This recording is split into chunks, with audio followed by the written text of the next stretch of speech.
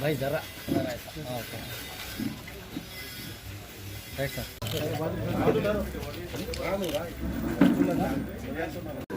फरजाना बेगम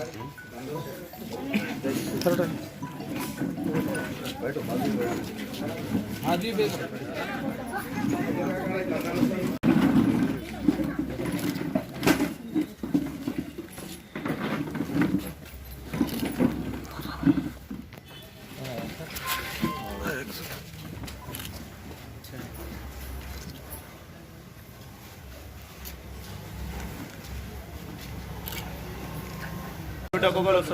आशा बेगम तरह मुमताज बेगम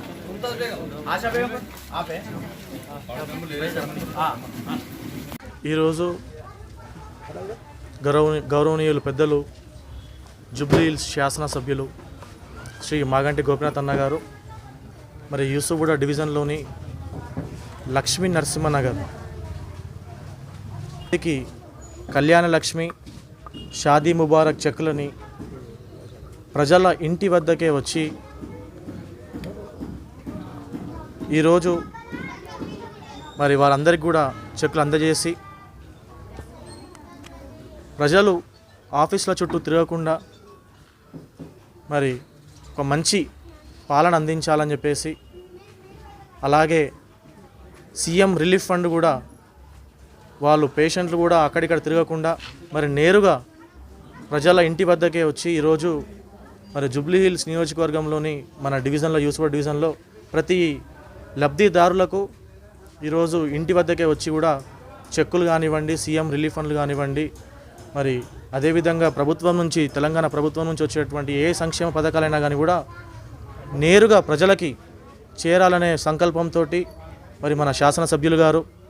మరి ఎన్నో అభివృద్ధి కార్యక్రమాలు కూడా చేపట్టడం జరుగుతూ ఉంది. అందులోనే భాగంగా మరి ఆల్రెడీ ఒక బస్తీ దవాఖానా రూపుదిద్దుకుంది, త్వరలోనే ఓపెన్ కాబోతూ ఉంది. అది సరిపోదని చెప్పేసి మన శాసనసభ్యులు గారు మరొక బస్తీ దవాఖానా కూడా మరి మన యూసుఫ్గూడ డివిజన్కి మంజూరు చేయించడం జరిగింది. చాలా సంతోషకరమైనటువంటి విషయం. ఇలాగే మరి మన డివిజన్లో ఎన్నో అభివృద్ధి కార్యక్రమాలు కోట్లాది రూపాయలతోటి ప్రతి వీధి ప్రతి గల్లీలో ప్రతి బస్తీలో మరి ప్రజల వద్దకే పాలన తీసుకొస్తూ ఎంతో మరి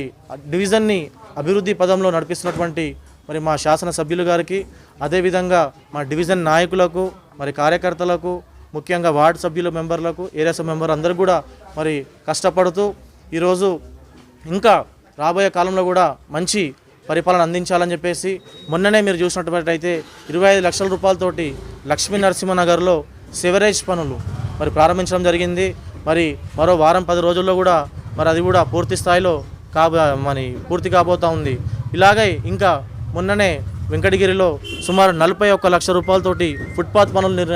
ప్రారంభోత్సవం చేయడం జరిగింది. కోట్లాది రూపాయలతో ఇంకా పనులు పెండింగ్ ఉన్నాయి. మరి అవి కూడా తొందరలోనే కంప్లీట్ చేసుకుంటూ రాబోయే ఎండాకాలం లోపే మరి మంచినీటి సౌకర్యం కూడా అన్ని